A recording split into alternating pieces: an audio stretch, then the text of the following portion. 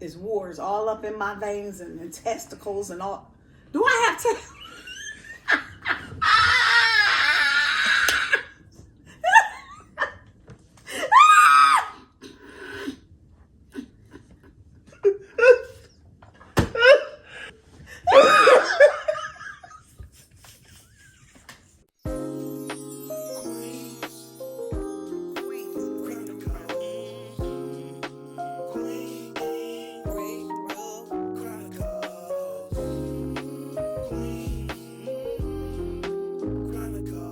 My spirit, JC. Breakthrough Chronicles. You are now watching QBC. Thanks for watching. Like, share, and subscribe. How you feeling today? I always like to ask that question. Well, I'm in the middle. I ain't feeling the best, and I ain't feeling like trash. I need to ask the Lord to forgive me, though. Why is that? Because I want to hate somebody. But I know that ain't right. You want to hate somebody? I never heard that before. What you mean by that? Maybe people don't say it. But down in the depths of my flesh, it's saying, hate them. And then That's reasonable. the heavenly part of me is saying, you're that not. So in my inner soul, there's warfare going on. What? It is. Like, the deep flesh is like, let's go get some wine. And the heavenly say, you know, you ain't drunk nothing in a long time. So it's wars all up in my veins and the testicles and all. Do I have to?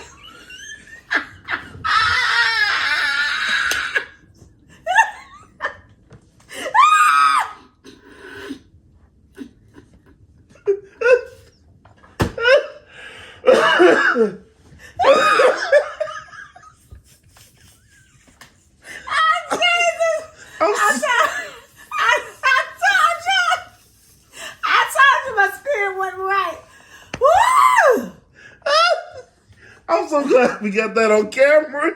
Oh my God. See what happened? When y'all mess with me. Oh, Jesus. Catch me, JC. Catch me. See, I told you, there's a war going on inside. Satan, the Lord, rebuke you. In the name of Jesus. And then you gonna ask, do I have? I know where it came from. That's that flesh. Okay.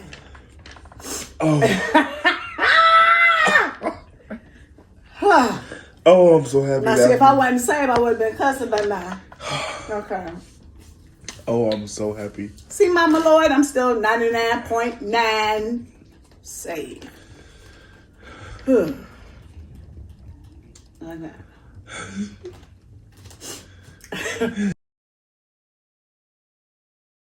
So, MS, autoimmune disease. The goal for MS is to paralyze one. You can have lesions on your brain, lesions on your spine. Another term that they would use for lesions is tumors. And so the goal is that you can end up being wheelchair bound. Your my brain will not be able to tell my legs what to do of that sort. And no one with MS is actually the same. But it can change your life, your cognitive thinking, your mobility, hands, and this pain that goes all through the body. Sometimes it's a traveling pain. At times it can be a stagnant pain. And so it alters one's life tremendously. And the things that you could do at 100%, with me in the beginning, it like stopped me. I wasn't paralyzed, but I could not do what I was doing. It took me away from my workplace, because there's no warnings when MS is ready to attack or when a flare comes. It just happens. Vice, diabetes. I have a warning sign. My fingers can start tingling, or my lips get numb, or vision. You know how sometimes you see that those little stars and everything? So with diabetes, I have a warning sign. MS, I don't. It is a silent killer. So people with MS don't always look like they have it. And it's another disease that's out there just like that. So yes, MS came into my life the end of 2015. And it put my life on hold for a while. A lot of uncertainties.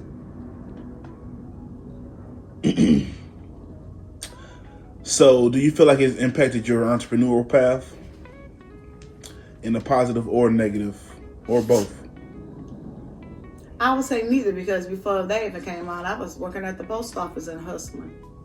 Now, but I was entrepreneuring in a whole bunch of different ways, and sometimes it was very sinful. So let me tell you this.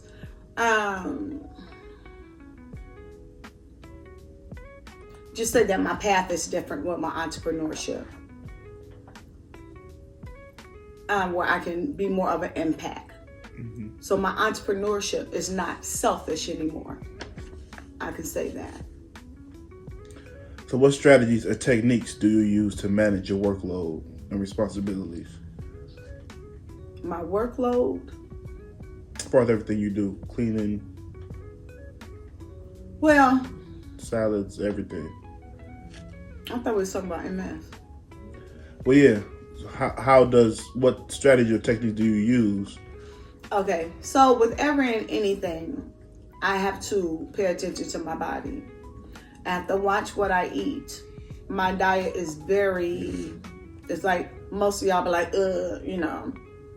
Some people is like, sorry for your loss, okay? And he know who he is. I ain't gonna say his name on here. But your aunt do that trash. And because I remember in the beginning stages with MS, while I was trying to go to work, still be at work, I had to have a break every 30 minutes for 15 minutes. Because also I cannot be stressed. So I must continue to be in a happy space. So I have to monitor everything. Strength, keep my mind together so that my cognitive thinking don't get the best of me, because MS goal is to destroy that as well. So doing things for brain health, reading the foods that I eat, meditation, getting the proper sleep. If I need to sleep for 14 to 16 hours. I can't be at a job doing that, because if my body say, you know what, today we can't move, then I have to be able to do that. So now how I manage entrepreneurship and health life is that along with God alongside of me, I have to be very strict on myself. I have to be able to deny me. Well, come on, let's do this. And the body is like, no, we need to rest for an hour. So there's a lot of denial there. It's a lot of discipline. And what I have found out through this tragedy, I found out who God really was to me. Are there any tools or technologies that have been helpful for you in managing your day-to-day activities? Get rid of some people. That's one. So let me say this, girl. I already hear people talking, what you mean getting rid of people? Okay, so everybody is not in my inner circle. They cannot be. Because they may not understand what I'm going through. They may not be willing to do I love people? Yes. But stress-free is one thing. Not to be frustrated is another. And exercise is another. I have to do physical exercise to stay strong. I have to do mental exercise to keep my mind going. I had to start loving things that I know that I don't need. I said that totally backwards. I had to start loving things that I know that I need and stop loving things that I know that I don't need. So I have to keep in my mind, oh, that looks so good. But then if I eat it, then it could be death. What do I mean by that? I can be looking at you right now today and be paralyzed tomorrow with the enemy, multiple sclerosis. So regardless how much time I have here on this earth, my goal is for me to live healthy. Not striving to live as old, but while I'm living, I want to live healthy. Even if I only have 2 years left, I want it to be healthy. So how do you handle days when your symptoms are particularly challenging, and what adjustments do you make in your routine? Doing stretching, meditating.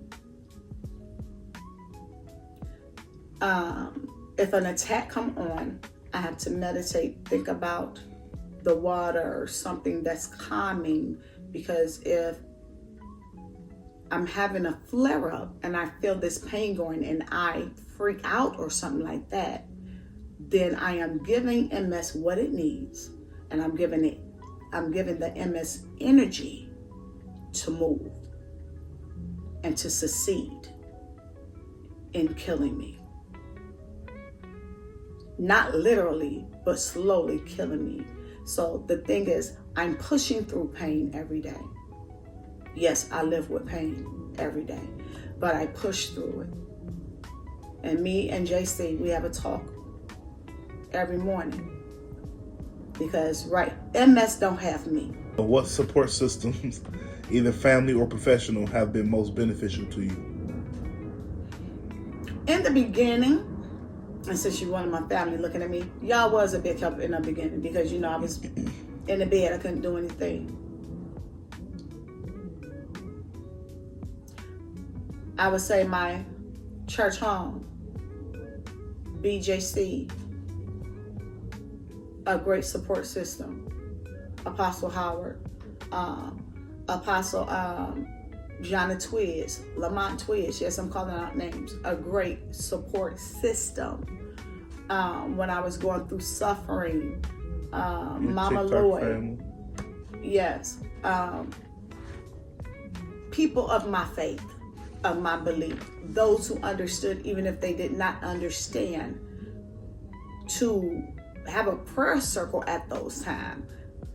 Pastor McKee was one of my big supporters in the beginning of this as well. Pastor McKee had the gift of healing. I remember all the times he prayed over me, and I was just going through things. And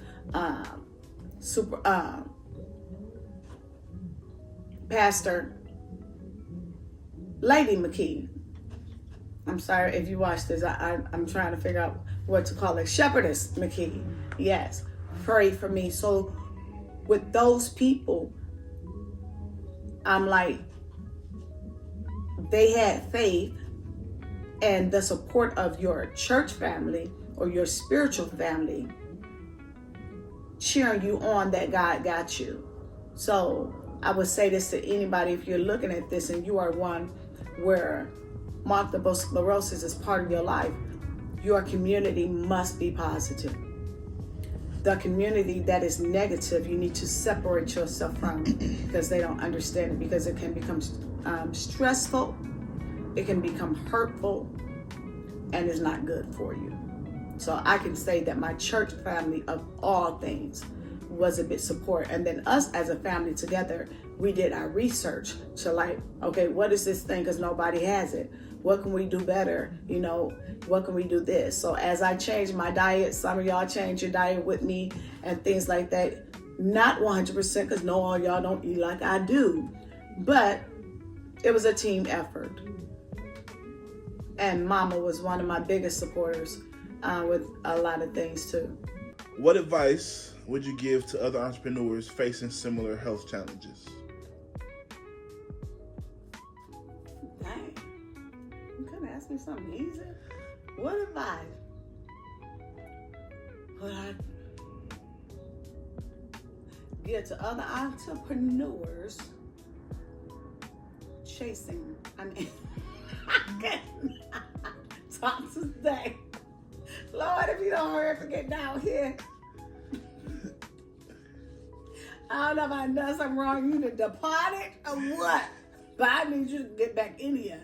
Because I'm messing up. Okay. Repeat it one more time. What advice would you give to other entrepreneurs facing similar health challenges? Don't allow your health to slow down your destiny.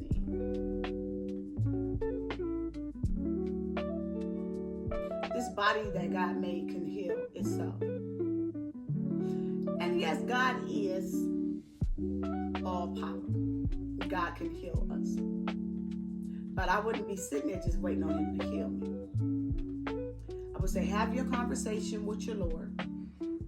God knows what we are able to do, what we're capable to do, what he has equipped us to do spiritually and naturally. So the best one that you can talk to will be our Heavenly Father.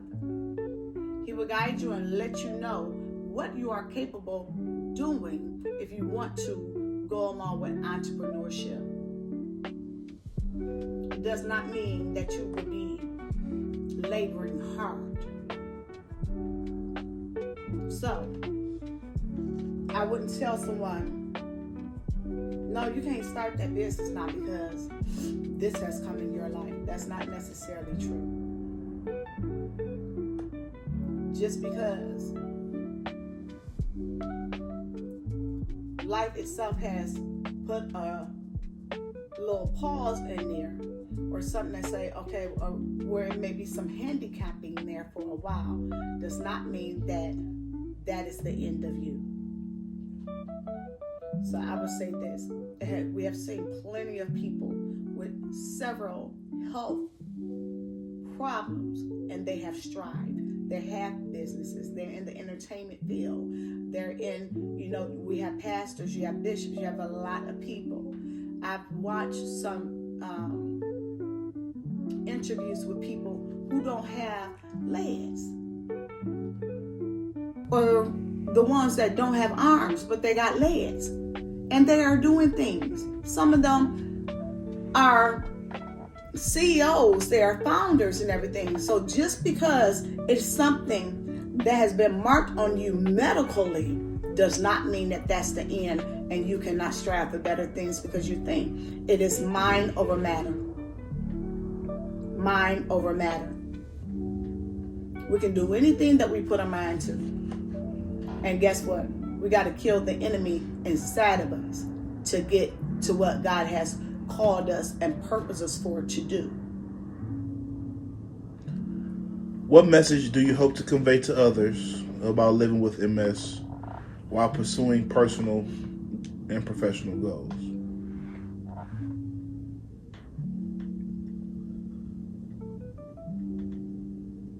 For the spiritual people, for those who believe in God, remember God already, the victory has already been won.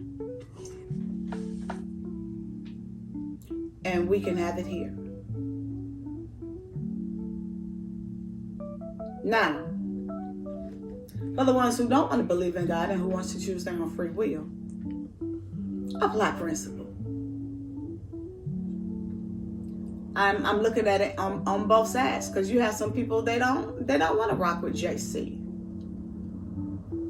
Now I would tell you to try them out. I believe you'll be happy, but apply principle, because guess what? At least you can live good while you're here.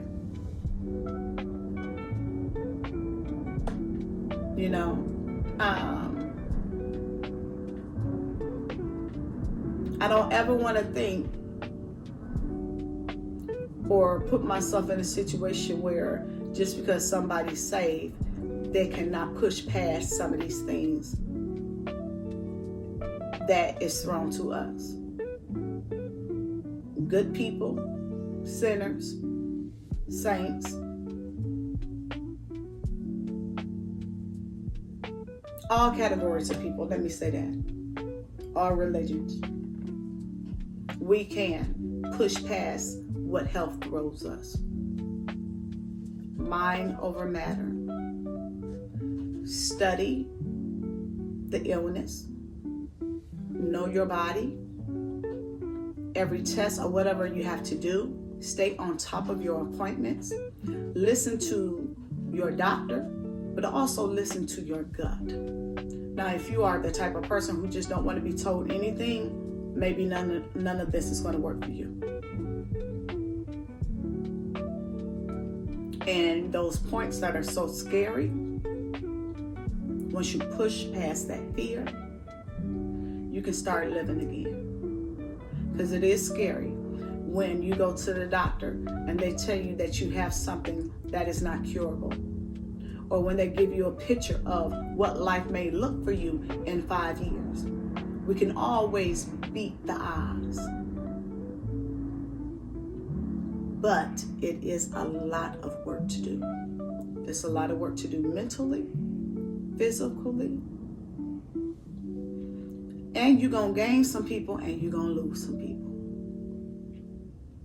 So I would say this, and this is what's coming to me. If you don't want to be an entrepreneur in finding ways to have income or to do things, be an entrepreneur and becoming a winner in your health.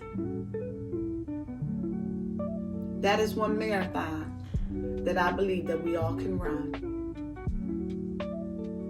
Make you a priority. Put God in front of the health. He's the manufacturer, so he knows what works best for your body.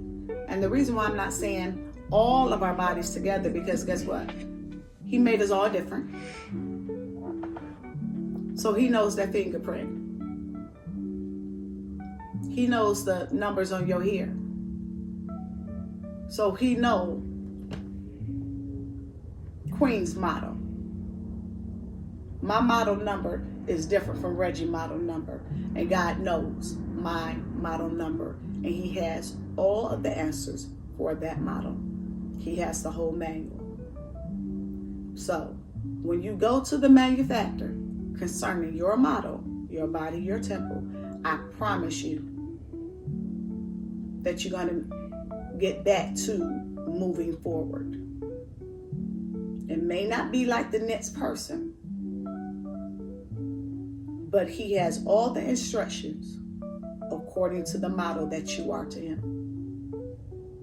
because he made you. And we all can go to the manufacturer, save, unsave, whatever you want to call it, because he created it all. Do that make sense? No, so MS is not the end of the world.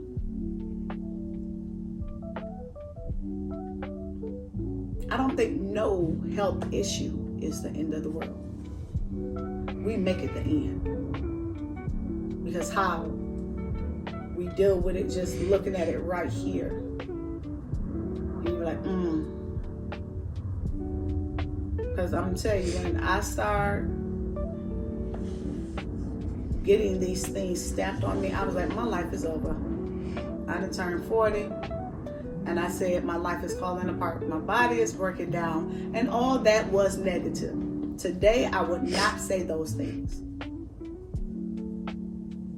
If I could go back and talk to Queen back in 2015, I would have told her, now you know about a God who's serving out miracles, who's serving out blessings.